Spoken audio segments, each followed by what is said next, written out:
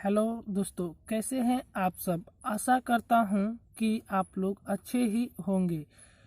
तो चलिए आज देखते हैं कक्षा 10वीं के विषय भौतिकी के पाठ 3 मानव नेत्र वायुमंडलीय अपवर्तन वर विक्षेपण के अति लघुत्तरीय प्रश्न।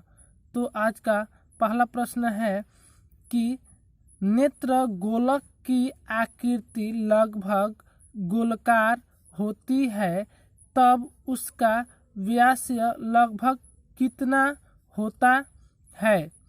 तो इसका आंसर हो जाएगा नेत्र गोलक का व्यास लगभग 2.3 सेंटीमीटर होता है।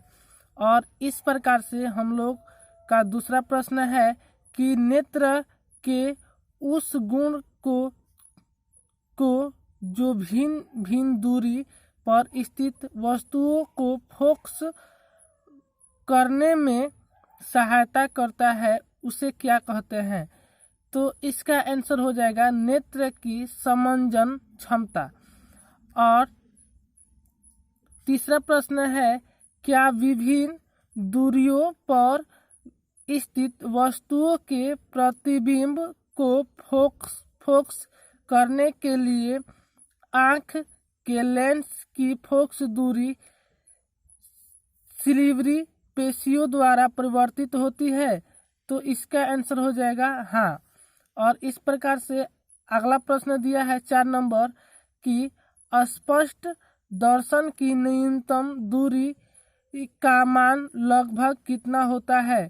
तो इसका आंसर हो जाएगा स्पष्ट दर्शन की न्यूनतम दूरी लगभग 25 सेंटीमीटर है।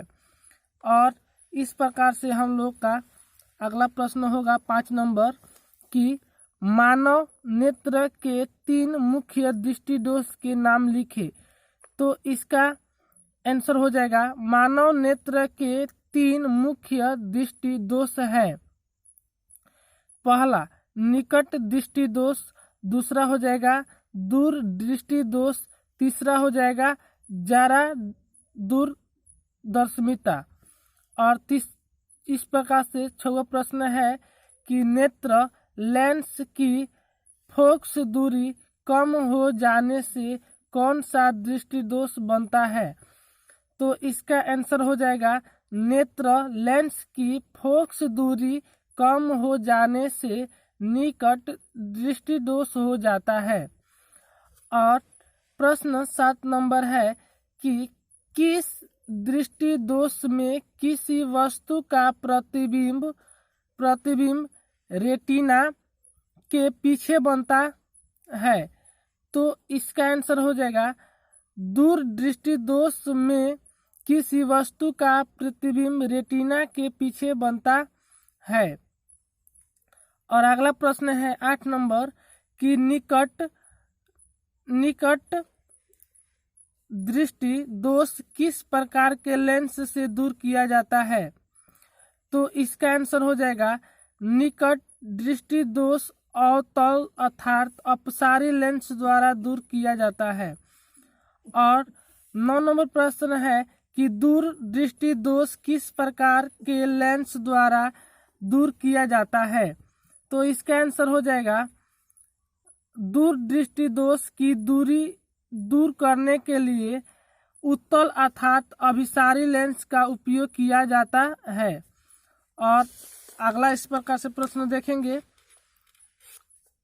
10 नंबर दिया है कि मानव नेत्र की सामान्य दृष्टि के लिए दूर बिंदु तथा निकट बिंदु नेत्र से कितनी दूर पर स्थित होते हैं।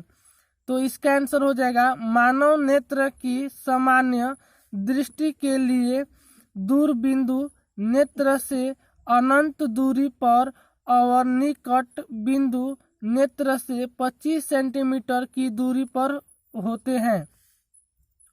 और इस प्रकार से अगला दिया है प्रश्न 11 नंबर कि एक व्यक्ति के चश्मे में अवतल लेंस लगा है, उसे कौन सा दृष्टि दोष है।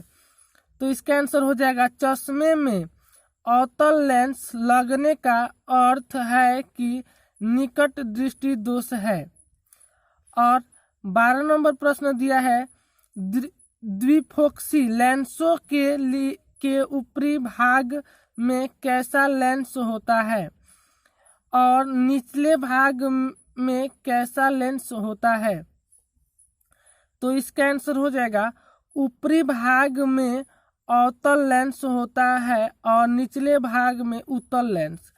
और प्रश्न 13 नंबर दिया है किसी व्यक्ति के चश्मे में लगे लेंस की क्षमता +2.5 D है, लेंस उत्तल है या अवतल। तो इसका आंसर हो जाएगा लेंस की क्षमता के धनात्मक चिन्ह से स्पष्ट है कि चश्मे में लगा लेंस अभिसारी अर्थात उत्तल है। इस प्रकार से हम लोग का अगला प्रश्न है 14 नंबर दिया है कि जब हम नेत्र से किसी वस्तु की दूरी को बढ़ा देते हैं तो नेत्र में प्रतिबिंब दूरी का क्या होता है।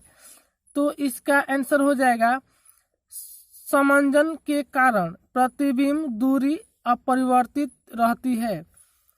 और प्रश्न 15 नंबर में दिया है कि श्वेत प्रकाश के उसके अवयविक वर्णों रंगों में विभाजित को क्या कहते हैं। तो इसका आंसर हो जाएगा प्रकाश का वर्ण विक्षेपण। और 16 नंबर प्रश्न दिया है परावर्तन तथा अपवर्तन में कौन प्रकाश के वर्ण विक्षेपण की घटना के लिए उत्तरदायी है।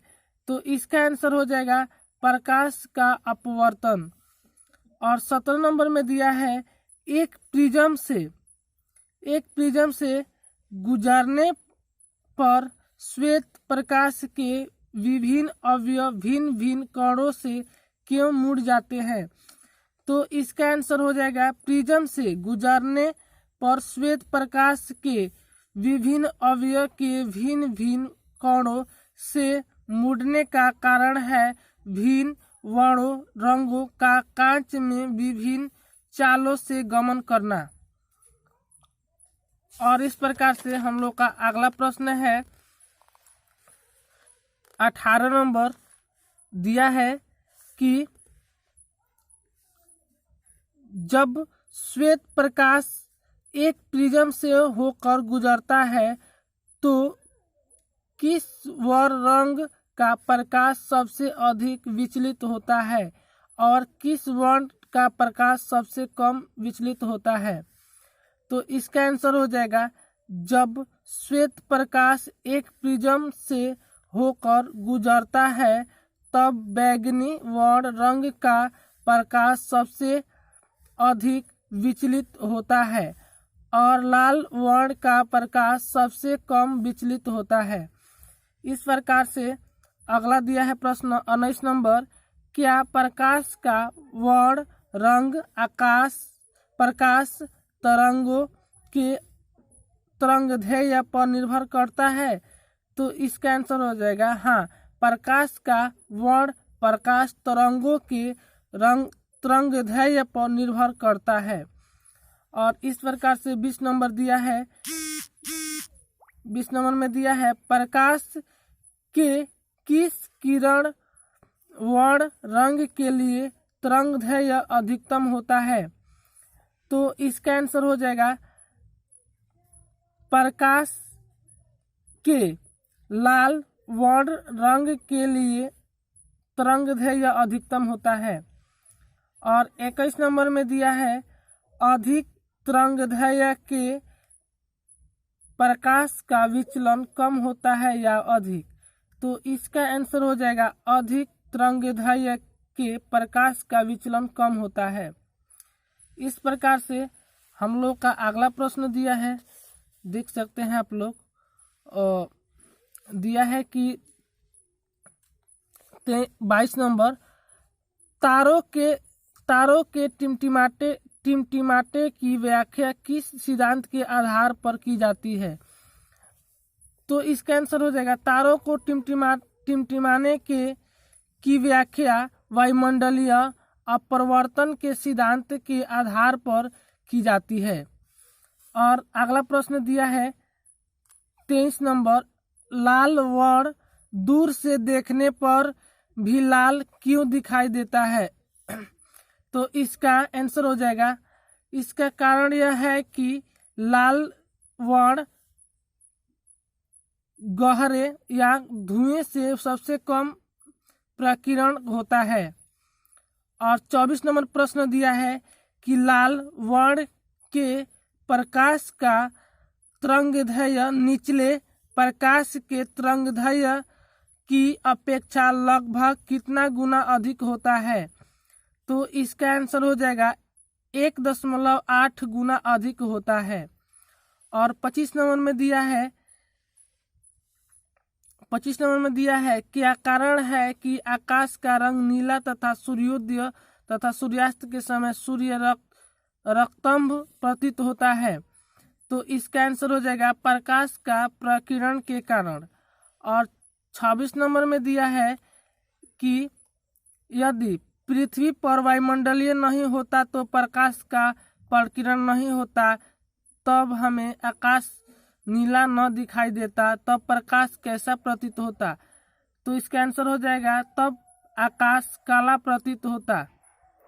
यहीं पर हम लोगों का भौतिकी पाठ 3 मानव नेत्र वायुमंडलीय अपवर्तन वर्ण विक्षेपण का अतिलघुत्तरीय प्रश्न समाप्त हो गया। अगर आप लोग चाहते हैं कि इसी प्रकार से आप लोग का अगला वीडियो मिले तो आप लोग कमेंट में ज़रूर लिखकर भेजिएगा।